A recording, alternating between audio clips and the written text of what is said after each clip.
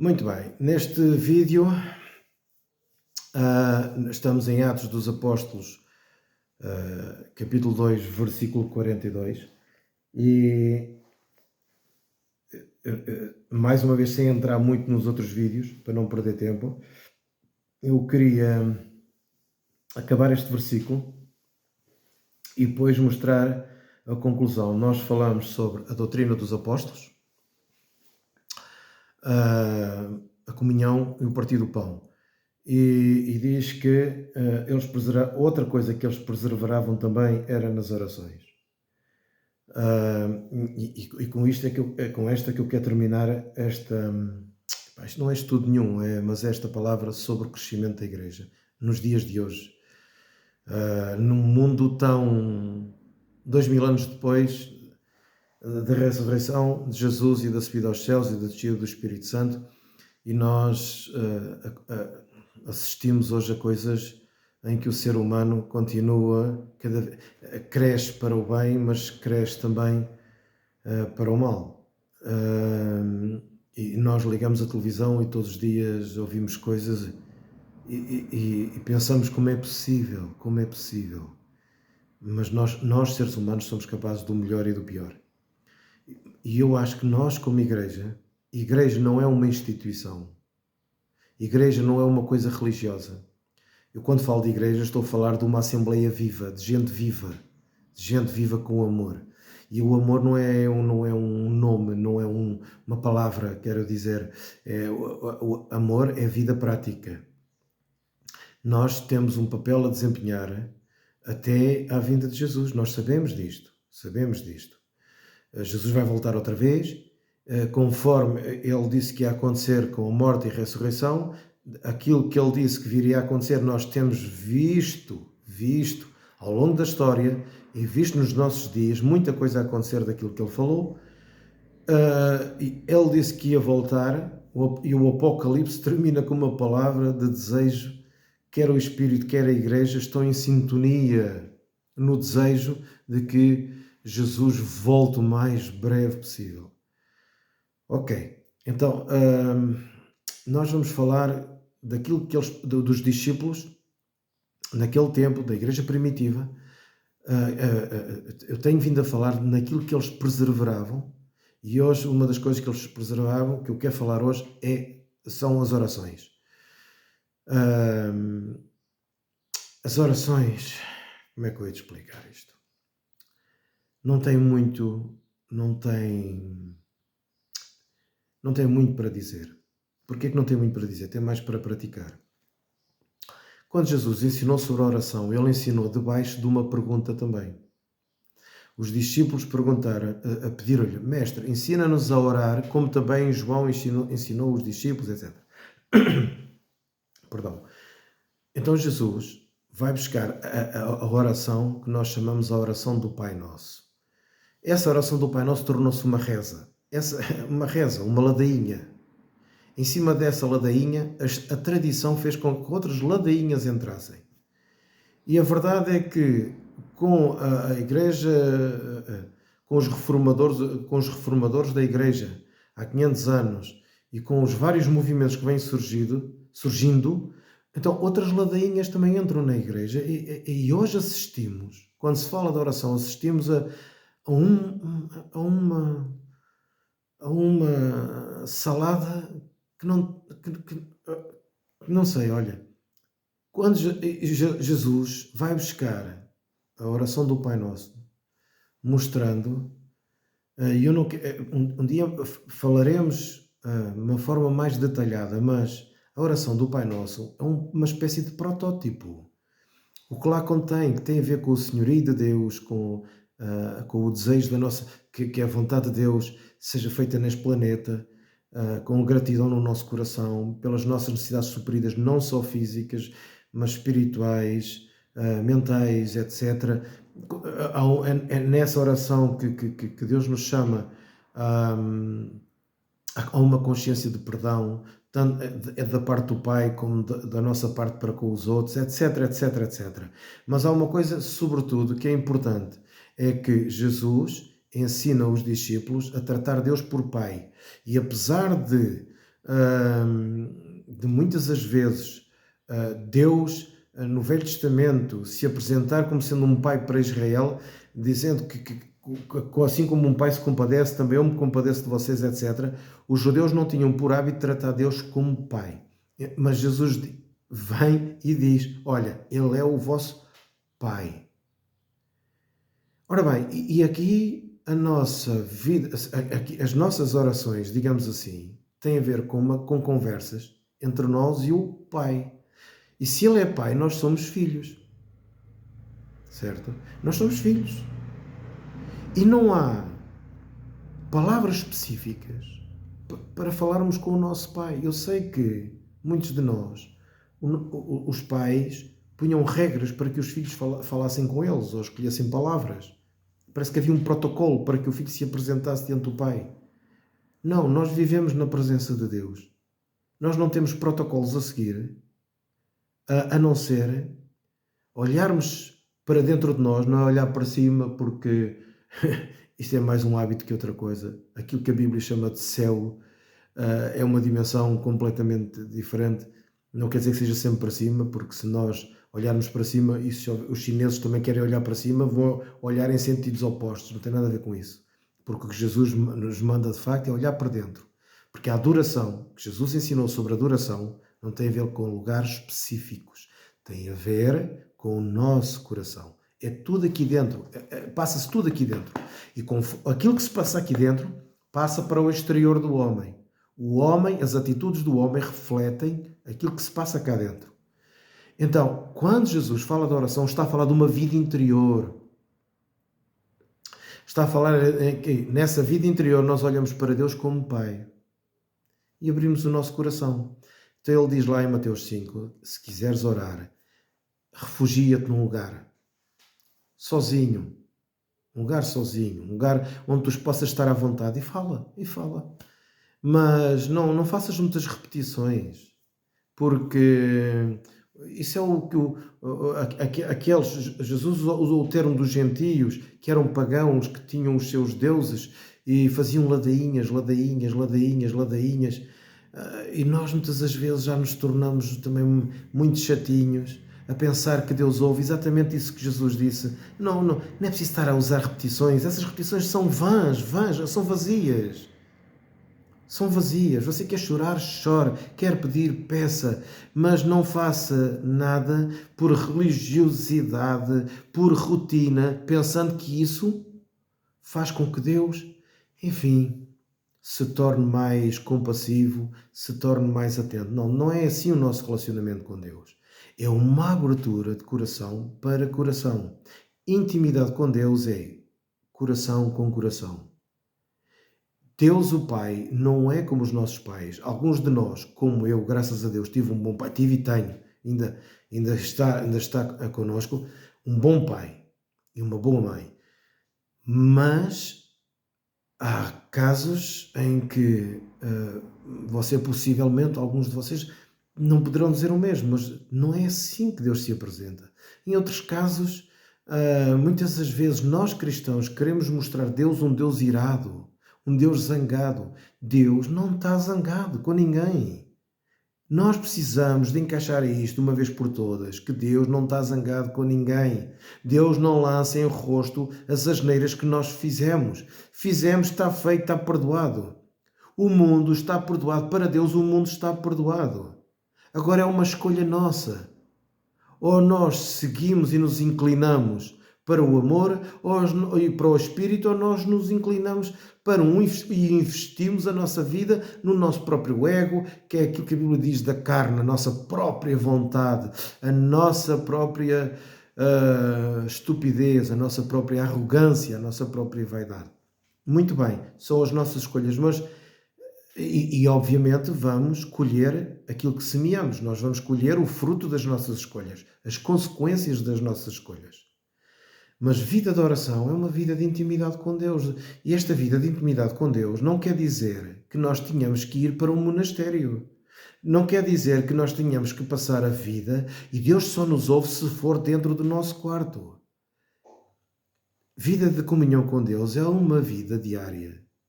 de 24 horas por dia, em que a qualquer altura você pode falar com Deus, seja onde for. Mesmo estando no meio de uma multidão, você pode falar com Deus, porque tudo se passa aqui dentro. Deus conhece os seus pensamentos, Deus conhece o seu coração, Deus conhece o seu tudo.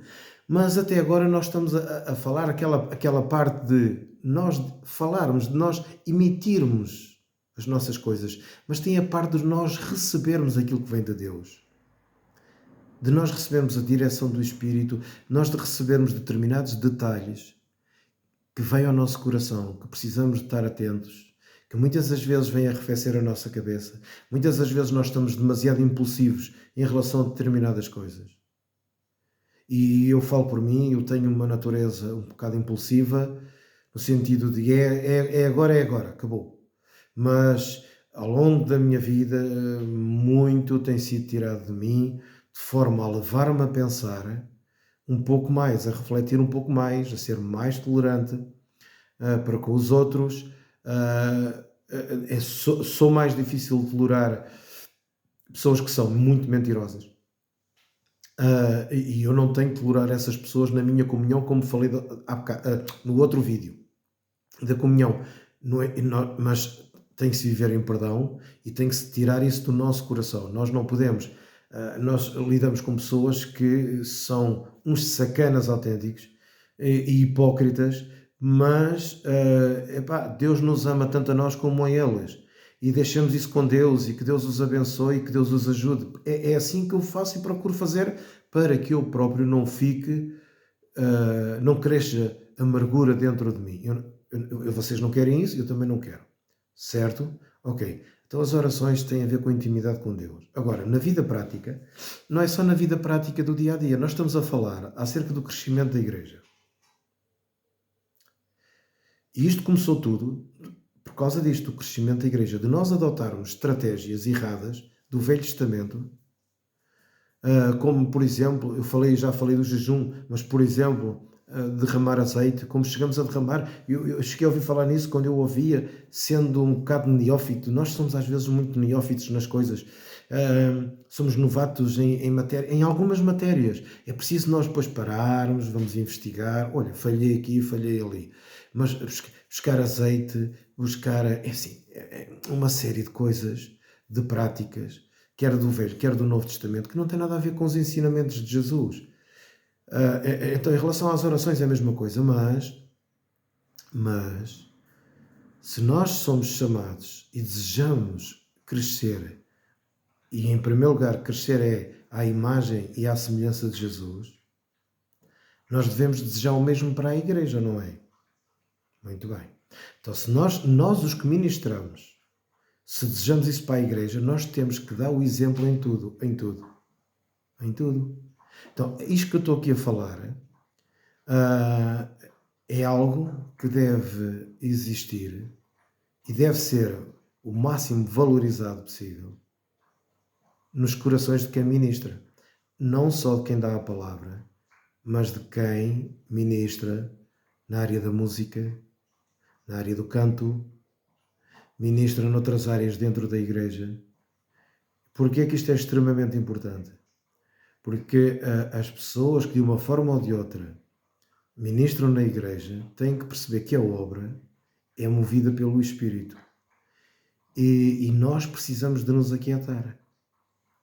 É um absurdo, tirando uma vez ou outra, mas é um absurdo nós não termos um tempo com Deus, uma prática de vida. Antes de nós vamos nos reunir.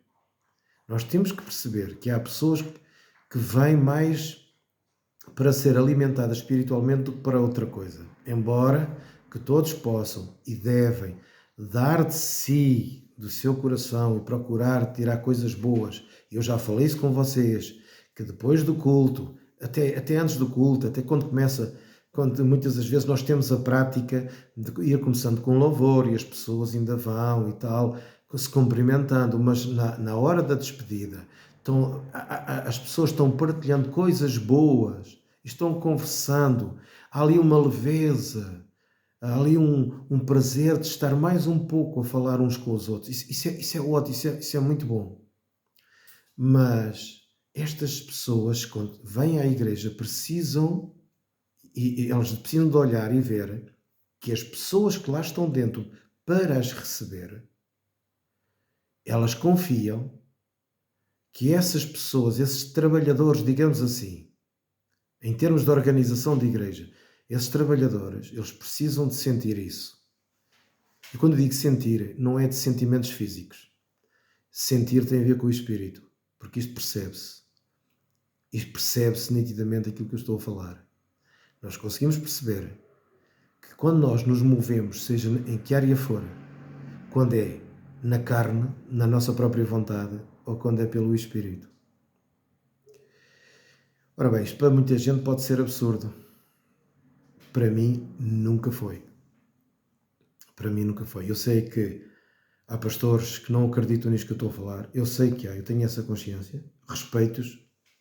Não, cada qual é como cada um. Mas eu evitei sempre ao máximo. Sempre. E quem me conhece desde sempre sabe que é assim. Antes de qualquer reunião, independentemente da vida espiritual que eu possa levar, por exemplo, com Jesus no dia a dia, mas há momentos que eu preciso estar sozinho. E é no estar sozinho que eu escrevo algumas coisas, que algumas ideias vão vindo ao meu coração e que eu sei aquilo que eu, se tiver que pregar ao domingo, eu sei aquilo que vou pregar. E já tive algumas igrejas a meu encargo e sempre que eu ia falar, mesmo assim, eu nunca entrava a frio. Nem eu, nem o pessoal que ministrava comigo em cima do palco. A não ser uma rara exceção, seja fosse da minha parte, porque nós, só Deus sabe onde é que nós pregamos e por onde é que nós andamos. Mas salvo uma rara exceção fosse da minha parte, fosse da parte de um dos membros que estivesse comigo, ou de chegar atrasado a uma coisa qualquer, salvo essa rara exceção, isso jamais acontecia. Nós nos reuníamos todos e estávamos um bocadinho todos em comunhão e na presença de Deus. Porque o Espírito Santo move-se pelo Espírito. E não se esqueça de uma coisa, a cabeça anda a 1000. A cabeça anda muito depressa, muito, mas o coração anda mais devagar. E o nosso coração cada vez mais precisa andar no compasso do coração de Deus. A velocidade é Deus que a determina, mas nós não sabemos que velocidade é essa se nós não tivermos tempo para ouvir. Normalmente, mas muito normalmente, quando eu vou pregar a algum lado, eu já sei o que vou ensinar. Eu já sei, tenho tudo detalhado no meu coração, sei como é, como não é. Eu sei. Mas mesmo assim, é importante pastores e colaboradores mais diretos terem aquele tempo juntos ou separados, mas aquele tempo para estarem na presença de Deus. Quando eu digo na presença de Deus, não é que Deus seja físico. Não, nós andamos sempre na presença de Deus, mas naquele momento mais íntimo. E isto começa a fazer a diferença toda. Sabe porquê? Porque nós aprendemos a fazer só aquilo que o Espírito de Deus quer que se faça. Senão nós ficamos tão entusiasmados, tão emocionados com coisas que já aconteceram e nós achamos que é sempre assim. Nós achamos que é por muito falar que as pessoas vão ouvir. Nós achamos que é por muito orar que Deus vai ouvir. Nós achamos que é porque, enfim, entende? Quando se fala aqui das orações, apesar de eles terem tradicionalmente, naquele tempo, aquela raiz judaica, mas a verdade é que tudo isto está misturado. Eles, juntamente com o ensino que recebiam dos apóstolos sobre Jesus, vida e morte e ressurreição de Jesus, os seus ensinos, a comunhão, o partir do pão, tudo isto se tornava algo íntimo, algo que eles chegavam a uma altura que eles já não se consideravam deles próprios. Não é que eles estivessem a perder a noção, não é que tivessem a lavar uma lavagem, a acontecer uma lavagem cerebral, não, havia uma entrega, porque o Espírito Santo se movia. Então no versículo a seguir diz que então havia aquele temor. Aquele temor não é medo de Deus. É fácil uma pessoa que se fortalece em Jesus e a sua base é Cristo, não é o Velho Testamento, não são os apóstolos em si, não são os homens a nossa base. Quando a nossa base é Jesus, o Filho, o Cristo, o Filho de Deus, o Cristo. E quando isso acontece, nós nos tornamos mais suscetíveis de comunhão. Nós nos tornamos mais íntimos, mais verdadeiros, mais honestos, mais inteiros, percebe? Mais inteiros. Quando isto acontece, então o partir do pão, o partilhar fica fácil. Você já não olha para as coisas como sendo suas. Fica fácil partilhar. E fica fácil a gratidão, fica fácil a comunhão com Deus, fica fácil a abertura de coração, fica fácil o receber o perdão de Deus, porque você sabe, apesar de estar perdoado, mas quando faz uma asneira pode, Senhor perdoa-me, Pai perdoa-me, e o perdão do Pai está ali. Você não é hipócrita, você não anda a brincar com Deus, você não anda a brincar com as suas falhas, com os seus pecados, com os seus erros, com as nojeiras da vida, e ao mesmo tempo a dizer, oh Senhor perdoa-me, porque... Não, Deus, ninguém engana a Deus, como é óbvio, não é? Isso só é mau é para nós, mas quanto mais, não é disso que eu estou a falar, eu estou a falar de uma contrição, de uma paixão, de uma alegria que vai crescendo, percebe? De uma alegria que vai crescendo dia após dia. Isso é muito importante, uma alegria que vai crescendo dia após dia. Então, havia temor, um momento.